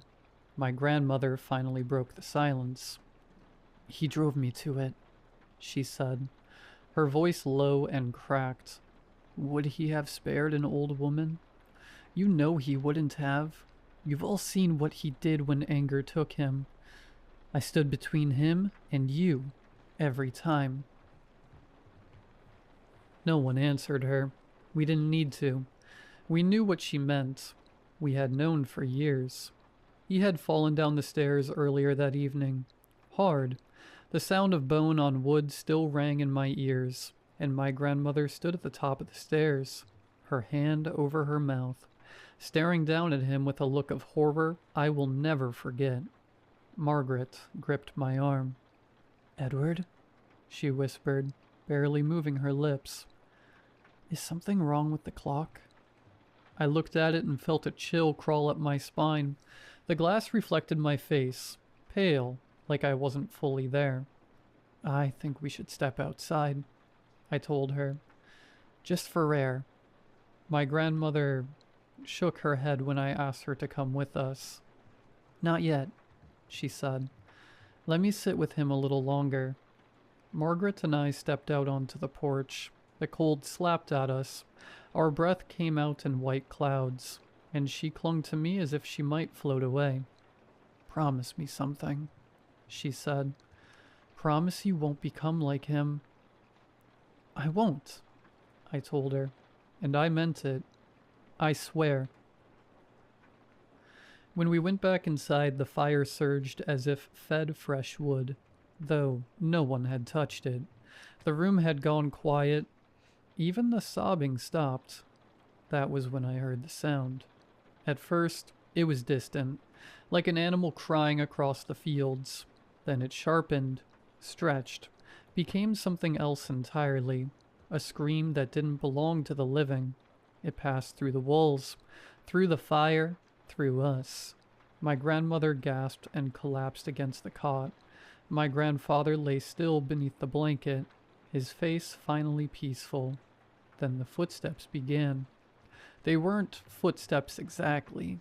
It sounded as if the house itself were shifting, like weight pressing down from above. The air grew so cold it pinned us in place. I leaned down and whispered into Margaret's hair, "Whatever happens, don't look." She nodded, burying her face against my chest. The fire dimmed and something entered the room. I didn't see it. I swear I didn't. But I heard it breathe, a deep, hollow sound. Air dragged through broken reeds. Pain flared behind my eyes. My teeth ached. My bones felt too tight inside my skin. Then it spoke. The voice came from everywhere at once. "Who among you has been named?"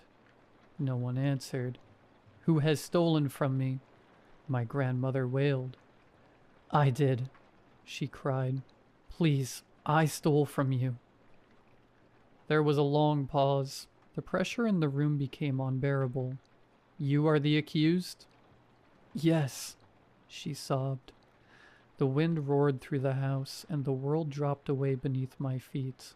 I held Margaret as tightly as I could, pressing her face into me so she couldn't lift her head. "Then look upon me," the voice said. We didn't look. When the fire flared back to life, the room erupted in screams. My grandfather lay exactly as before, but my grandmother was gone. Not dead. Gone. Her chair stood empty, no body, no mark on the floor, nothing to show she had ever been there at all. Later, when the house was quiet again, I opened Margaret's hand. Inside her palm lay the small black stone my grandfather had given me years ago.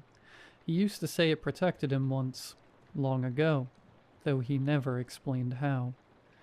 I don't know if it saved us.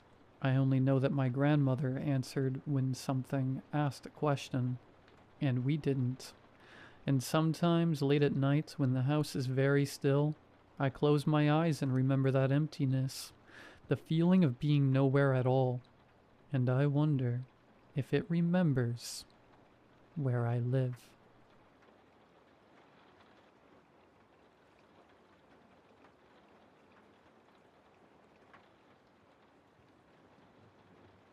As I write this, I'm nursing a glass of whiskey on my back porch. I don't know how to describe what I'm feeling right now. It's been 11 years since he disappeared. That kid has been my whole world since the day he was born. His mother hasn't been in his life since he was a baby. It's a long and frankly traumatic story, so I won't tell it here. But to condense it, she's an addict, and only God knows where. So, I've been Ozzy's legal guardian since he was 2. October 31st, 2014. Ozzy told me he was going out with his friends for the night. I remember it so vividly. His face, with brown freckles like his mother. The mole on his neck that I have too. I've played that day in my mind 1,000 times. Every detail in Technicolor again and again, just to have something to hold on to. His mop of curly dark hair, the red hockey jersey he was wearing, his jeans, his mother's ring he wore on a chain around his neck. All of it. I didn't know at the time, but him and his friends had actually planned to explore, party, and spend the night in the old abandoned house a few kilometers from town. That house always gave me the creeps. Even after years of being a sheriff and having my fair share of unexplained experiences, it just makes my skin crawl. Even more so now, after all this. That house has a sordid history. In the 30s, the man who owned it threw a dinner party/family gathering. He then proceeded to chain the doors shut from the outside, climb back in through a window, and slaughter everyone inside. People have told stories about it being haunted since I was a child back in the 70s. It's become a local legend. People took to calling it the Red Finch Manor. And it's been a long-standing dare among teens to stay in there overnight. Most don't make it past midnight before they call it quits, and hoof it back up the old road back to town. I can't even tell you how many times I've had to drive tipsy teenagers back home in the black and white off that road at absolutely ungodly hours. Ozzy grabbed his stuff and left around 7 p.m. I wished I had listened to the pit in my guts and grabbed him by the arm and told him no. I was the one to report him missing around 4 a.m. when he hadn't come home. I didn't sleep that night despite having work at 6 in the morning. Maybe it was intuition, maybe it was God warning me, or whatever it is in that house calling out to me, that it had taken my little boy. I was sitting on my couch, my phone in my lap with my thumb hovering over the button. I didn't call 911, I called my boss, Frank. He would have gotten there faster anyways. The line rung a few times before his groggy voice answered. Jesus, Joey. This better be good. It's 4 a.m. I felt sick. Like at a moment's notice, I was going to hurl onto the hardwood floors of my living room. Frank, get over here, please. It's an emergency. Ozzy. Frank, the kid's gone. I said, my voice shaking more than I had ever heard it. It felt like my entire world was already crashing down, even though a logical person would have been able to rationalize, come up with explanations. But for some reason I just knew. I knew. Frank didn't say much else, and he was in my kitchen with me in less than 5 minutes. I vaguely remember crying. At that time I hadn't cried in probably years. At least not like that. I was in hysterics, pacing in my kitchen insisting that something terrible happened. We searched for hours, trekking through the woods, knocking on doors, looking everywhere. Something pulled me to that god-forsaken house. Some otherworldly tether drew me there that night. Myself, a few deputies, Frank, and over a dozen volunteers walked the 2 or so clicks down the dirt road. The sky was turning from the dark black of night to a deep blue as daybreak approached. The manor came into view, and I had this horrible, soul-crushing dread. 19 people swept that house with flashlights, and we didn't find a trace of the kids who went missing that night. Those 5 kids got headstones a few years back. For 3 years I practically drowned myself in whiskey. I lost myself in grief. I had constant nightmares. Dreams about all the horrible possibilities of what could have happened to my nephew. I'm better now, but I can't say I had healed. Ozzy was my only family at the time, though I've since gotten married. His grandfather and grandmother passed in 1991 and 2008, respectively. My sister has been way off the deep end and not in speaking terms with me since 2000 when I took custody of Ozzy. Fast forward to a week ago, December 7th, 2025. I'm still working as a sheriff, and admittedly still mourning on some level. I hadn't thought I'd ever fully get past losing him. I was on duty, sitting in my patrol car eating cheap fried fast food when my radio crackled to life. 1032, this is Deputy Ross. I need another unit at 762 Country Road 144. And call forensics. The abandoned house. That same abandoned house that the less rational part of my brain insisted had stolen Ozzy. I pressed the button and spoke. 10-4, this is Sheriff McKinney. ETA 3 minutes. I flicked on my lights and sirens and peeled out of the parking lot like a bat out of hell. They say death has a smell, something specific that can't be replicated, and I can assure you that's very true. Like rotting meat sprayed with a sickly sweet perfume. It was faint, but I could smell it despite the fact the freezing cold had practically frozen the body lying in the snow solid. I didn't need to look long to know the body belonged to one of those missing kids. I'll say it again. We found a body. A dead body, not bones. After 11 years. A body. How the hell wasn't this kid just scattered bones we would dig up after the spring thaw? And what the hell happened to him? Because he was cut up pretty bad. I'll save you the gory details, but It was bad. Really bad. Coroner said he'd been dead less a few days. December 2nd, she told me. Stabbed to death. Poor kid bled out right there in the snowbank. That's crazy enough, finding someone freshly dead after over a decade, but the part that left us with even more questions was, why the hell did he still look 17? He should have been 28, so why did he still look the exact same as the missing persons poster we plastered all over the city a few clicks away?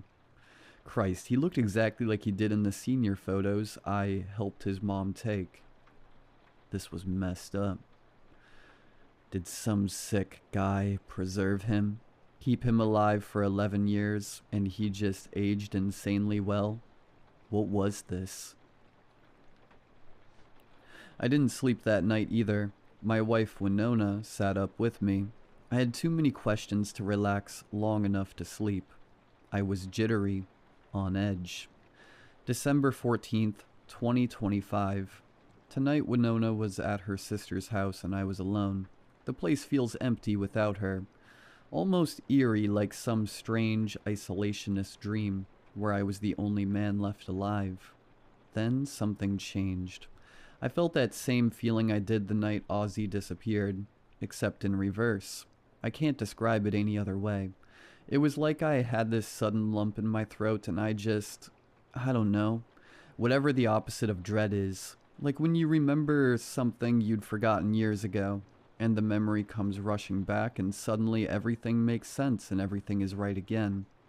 Don't get me wrong. It still freaked me out.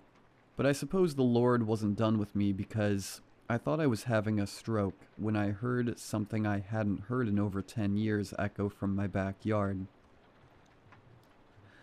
Hello, Uncle Joey? I didn't even think.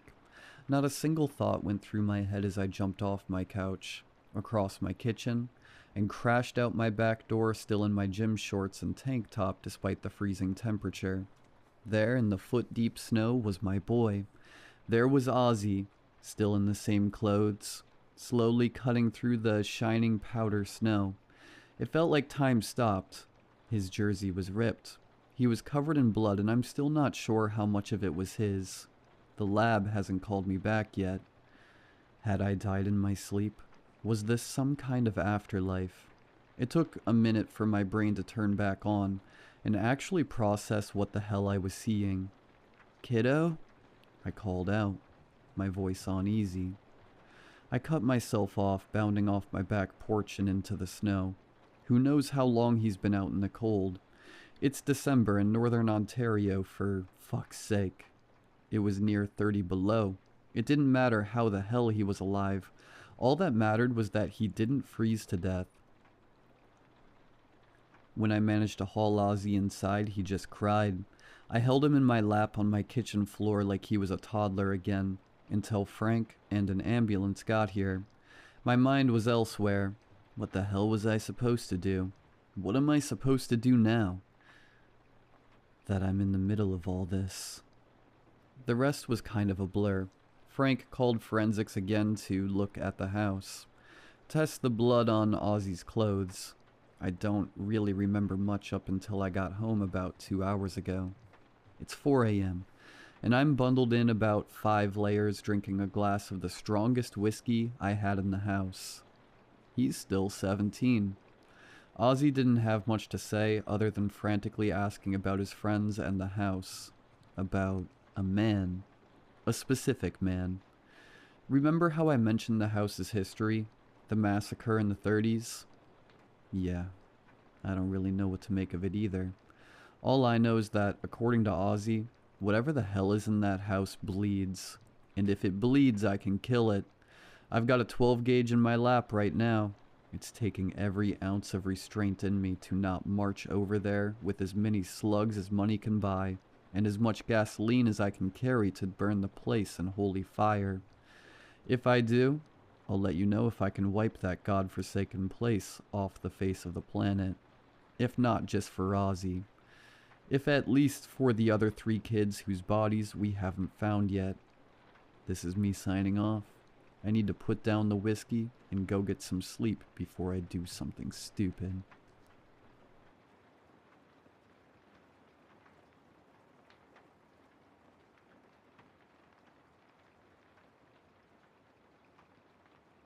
Every neighborhood has a place children are warned to never cross. A tunnel, a fence, a creek, sometimes just a street or an abandoned house. A line drawn in fear, and if you dare step past it, something bad will take you. In my town, the Forbidden Zone was a decommissioned storm drain at the edge of town. The story went that something lived inside it, something that might once have been a man. It would come out at night and prowl the nearby streets, searching for children. Once it found one, it would shove the child into a large burlap sack and drag it back into the bowels of the drain, where it would devour them whole, leaving barely anything behind. Sometimes a shoe, sometimes a tooth. Others, just a fingernail. As children, we believed every word of it. It became a common dare to see who was brave enough to approach the drain, or even step inside it. And truth be told, the kids who took that challenge too far tended to go missing. Everyone said they'd fallen victim to the bag man. Things got so bad that a curfew was issued, parents panicked, and eventually the drain was sealed off. After that, the disappearances stopped, and life returned to normal. Children were safe again. Of course, as adults, we told ourselves the truth was simpler and far less supernatural. Storm drains are dangerous places. Dark, slick, confusing mazes where a child could fall, get lost, drown, or break a neck without needing any monster at all. That was what I believed. That was what I told myself for years. Until I finally went in myself. It had been a long time since I'd come back home. Years since I'd even thought about the drain. I was standing on my parents' porch one evening, watching the sun sink behind the hills, when I noticed a faint glimmer in the distance, too far away to make out clearly, but I knew exactly where it was coming from. The drain. I stood there longer than I meant to, staring at that distant flicker of reflected light, chuckling to myself as I remembered the stories. That was when the worst idea I'd ever had crossed my mind. "Hey Hunter, want to do something cool?" I called into the house. A few seconds later, a smiling face appeared at the doorway. "What are we doing, Uncle Micah?" he asked, adjusting the Lakers cap perched on his head. "We're going on an adventure," I said, and his face lit up immediately. "But don't tell your mom. It's a secret." He nodded eagerly as I handed him my pinky, sealing the pact like it was sacred. I ran to the garage and rummaged around until I found 2 flashlights, a bolt cutter, and an old hard hat. I gave the helmet to Hunter, and he proudly set it over his cap like it was armor. At the time, I told myself this was about bonding, about making memories. I'd missed most of his childhood because of work, and despite being older than my sister, life hadn't blessed me with children of my own. It was a stupid decision. I know that now. We headed down the street toward the drain as dusk bled into night. The last of the daylight vanished behind the hills, leaving the area bathed in the sickly yellow glow of aging street lamps. Hunter skipped beside me, already flicking his flashlight over every crack in the pavement, narrating his discoveries with excitement. I smiled, even as something tight coiled in my stomach. The drain was blocked by a large wooden fence, mostly rotted through with age. I told Hunter to step back while I pried away a panel wide enough for us to slip through. As soon as we did, the stench hit us. Stale water, rust, and something sour beneath it. "Pew!" Hunter exclaimed.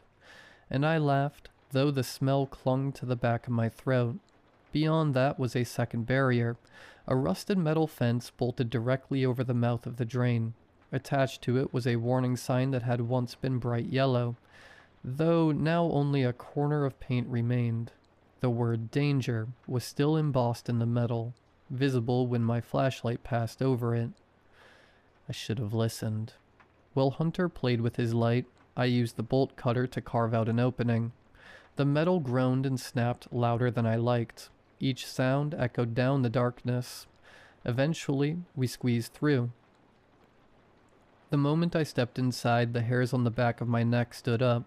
A strange buzzing filled my chest, like static just under my skin, and adrenaline flushed through me without reason. "What is this place?" Hunter asked, his voice smaller now as he moved deeper into the tunnel. "It's just an old drainage pipe," I said, trying to sound casual. "Pretty neat, right?" He didn't answer right away. Our footsteps echoed unnaturally, overlapping and stretching until it sounded like someone else was walking with us. "I don't know," he finally said, his voice wavering. "It's fine," I replied, resting a hand on his shoulder. He yelped in surprise, dropping his flashlight. It clattered on the ground and went dark. The sudden loss of light made the darkness feel thick, almost wet, as if it had weight to it, pressing against my eyes and skin. For a heartbeat, I couldn't move, my brain lagging behind the instinct to panic. I dropped to one knee, fumbling blindly, my fingers brushing cold concrete before closing around the flashlight. I smacked it once against my palm, then again, harder this time, the hollow sound echoing down the tunnel. Nothing. A third smack finally coaxed it back to life, the beam sputtering weakly before stabilizing. As the light returned, something deep within the tunnel shifted. It wasn't loud, it wasn't even clear, just a subtle displacement, like water disturbed far away, but it was enough to make my stomach clench. My mouth went dry, the taste of metal and ash coating my tongue, and I realized I'd stopped breathing. I forced air back into my lungs slowly, carefully, as if any sudden movement might draw attention. "Maybe that's enough adventure for today," I said, my voice higher than I meant it to be as I handed the flashlight back to Hunter. He didn't argue, he didn't joke. He just nodded, tight and quick, gripping the light with both hands like it was a lifeline. For a few seconds there was nothing but the drip of water and the echo of our breathing. I started to convince myself it had been nothing, that fear had filled in the gaps where reason should have been. Then I heard it. Footsteps. Not a scuffle, not a scrape. Measured, deliberate steps echoing from deep within the tunnel, each one landing with enough weight to carry through the concrete. They came slow at first, spaced far apart, like whatever was walking didn't need to hurry. Every nerve in my body screamed at once. "Run outside now," I shouted. Hunter didn't hesitate. His footsteps pounded away from me, frantic and uneven, shrinking rapidly as he fled toward the opening. I swung the flashlight back into the darkness, the beam jittering as my hands shook. "Who's there?" I called, my voice cracking despite my effort to steady it. The light swept across bare walls, pooled water, rust-stained concrete. Nothing moved. No shape, no sound beyond the distant drip and the fading echo of my nephew's escape. I let out a shaky laugh, forcing air through clenched teeth. "You're being stupid," I muttered. "It's just a rat, or pipes settling." I turned to call Hunter back, already rehearsing how I'd laugh this off later, when something landed beside me with a wet, meaty splash, like a heavy sack dropped into a shallow puddle. The sound was too close. I turned. The beam caught a face inches from mine, skin stretched gray and slick over bone, eyes sunken and bloodshot, reflecting the light like those of an animal caught in headlights. Its mouth split into a grin far too wide, teeth blackened and broken, the stink of rot rolling off of it in waves. I tried to scream, but a hand closed around my throat before sound could escape, fingers digging in with impossible strength.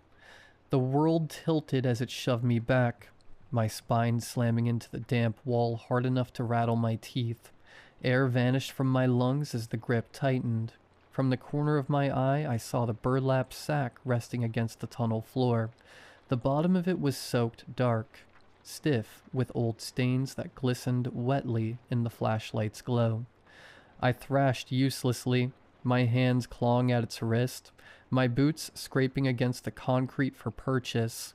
It leaned closer, close enough that I could see the cracks in its skin. The filth caked into every fold. The smell was overwhelming. Decay, stagnant water, something sweet and sickly beneath it all. It sniffed me once, then again, slow and deliberate, before dragging its tongue across my cheek. The touch was cold and slick. I gagged. Too ripe, it gurgled, its voice bubbling like water forced through mud. The pressure vanished as suddenly as it had come.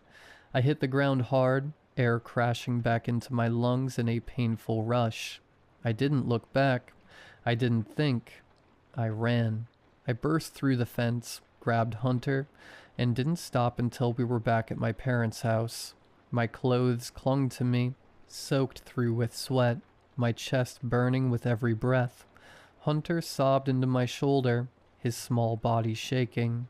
My sister came running out, snatching him from my arms, her face twisted with fear and fury. She never asked what happened. Hunter never understood what he'd almost been a part of, and I kept my mouth shut, clinging to the hope that silence might seal the nightmare away. It didn't. The next day, Hunter was gone. His cap was found near the old drain. After that, the disappearances started again.